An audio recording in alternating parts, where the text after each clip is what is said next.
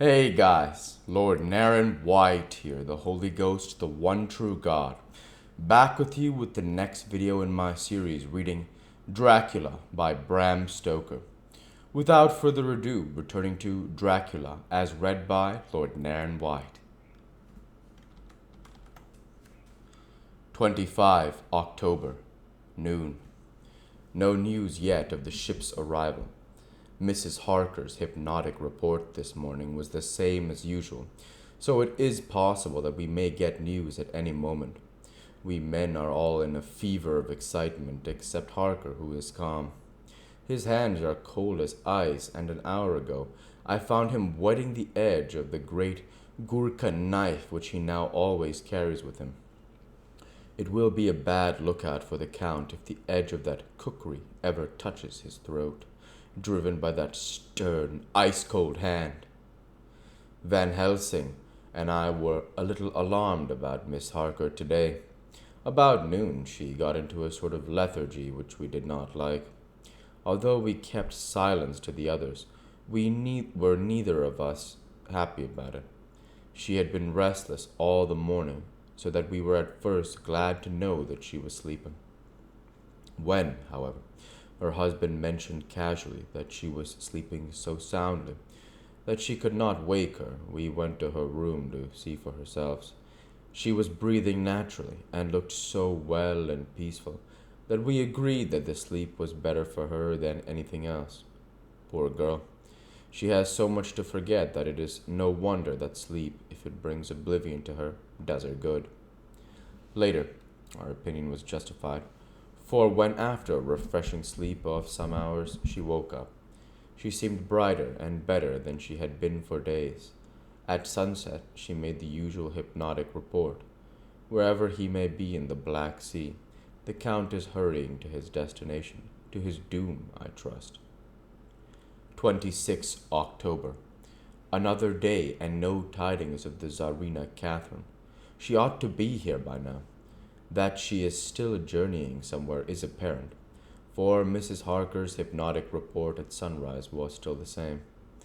It is possible that the vessel may be lying by at times for fog. Some of the steamers which came in last evening reported patches of fog both to north and south of the port.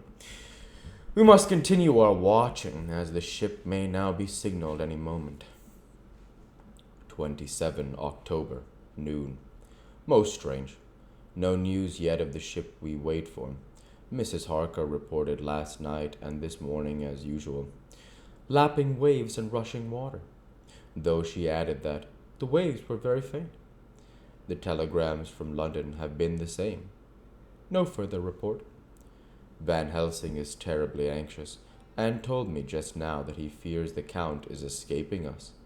He added significantly, I did not like that lethargy of Madame Mina's. Souls and memories can do strange things during trance. I was about to ask him more, but Harker just then came in, and he held up a warning hand.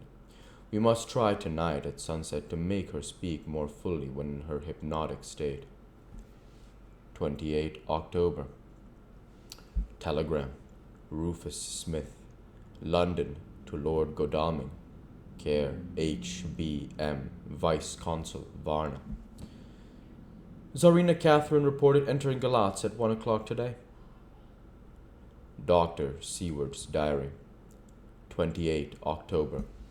When the telegram came announcing the arrival in Galatz, I did not think it was such a shock to any of us as might have been expected. True, we did not know whence or how or when the boat would come. But I think we all expected that something strange would happen. The day of arrival at Varna made us individually satisfied that things would not be just as we expected. We only waited to learn where the change would occur. Nonetheless, however, it was a surprise. I suppose that nature works on such a hopeful basis that we believe against ourselves that things will be as they ought to be, not only as we should know that they will be.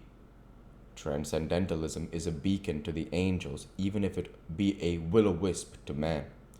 Van Helsing raised his hand over his head for a moment, as though in a remonstrance with the Almighty.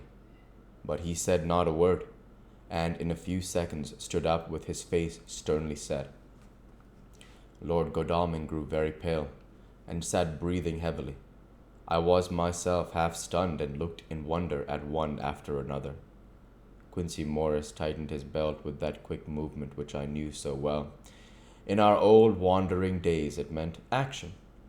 Mrs. Harker grew ghastly white, so that the scar on her forehead seemed to burn, but she folded her hands meekly and looked up in prayer.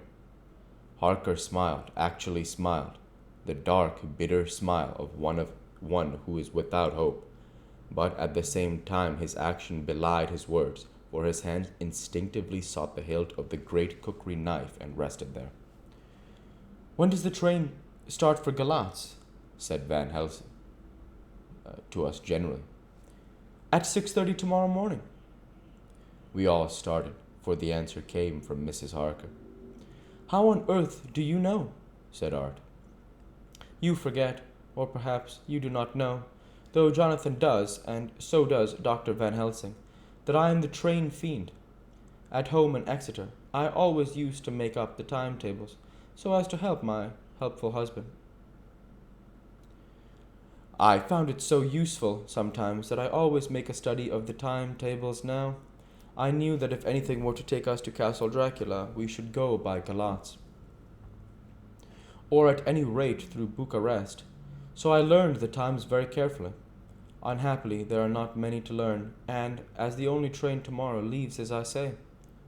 "Wonderful woman," murmured the professor. "Can't we get a special?" asked Lord Godalming. Van Helsing shook his head. "I fear not. This land is very different from yours or mine. Even if we did have a special, it would probably not arrive as soon as our regular train. Moreover, we have something to prepare. We must think. Now let us organize. You, friend Arthur, go to the train and get the tickets and arrange that all be ready for us to go in the morning.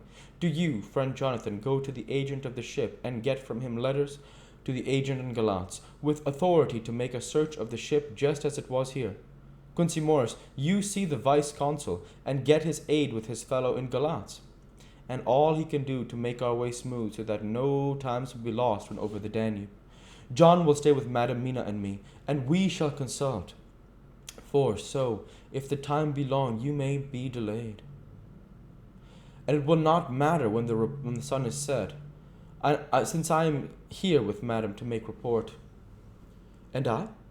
said Mrs. Harker brightly, and more like her old self than she had been for many a long day. "Shall try to be of use in all ways, and shall think and write for you as I used to do. Something is shifting for me in some strange way, and I feel freer than I have been of late." The three younger men looked happier at the moment, as they seemed to realize the significance of the words. But Van Helsing and I, turning to each other, met each with a grave and troubled glance. We said nothing at the time, however.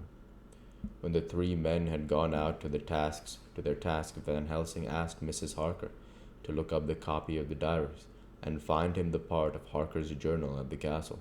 She went away to get it. When the door was shut upon her, he said to me, "We mean the same. Speak out." "Here's some change. It is a hope that makes me sick, for it may deceive us." "Quite so. Do you know why I asked her to get the manuscript?" "No," said I, "unless it was to get an opportunity of seeing me alone."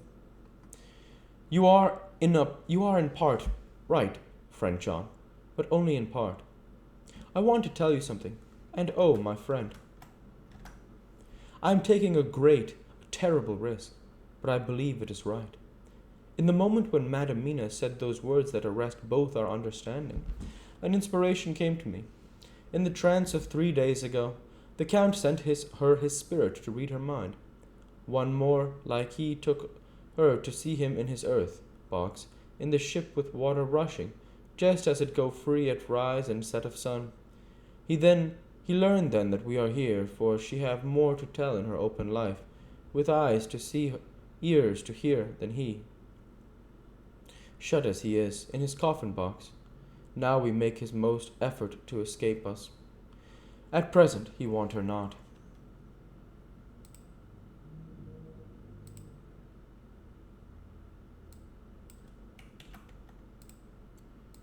We'll go ahead and stop there for this week. As usual, I want to say thank you for watching and I hope you enjoyed. Please like, comment, and subscribe as it greatly helps the channel. Light be with you all. Take care and thanks again.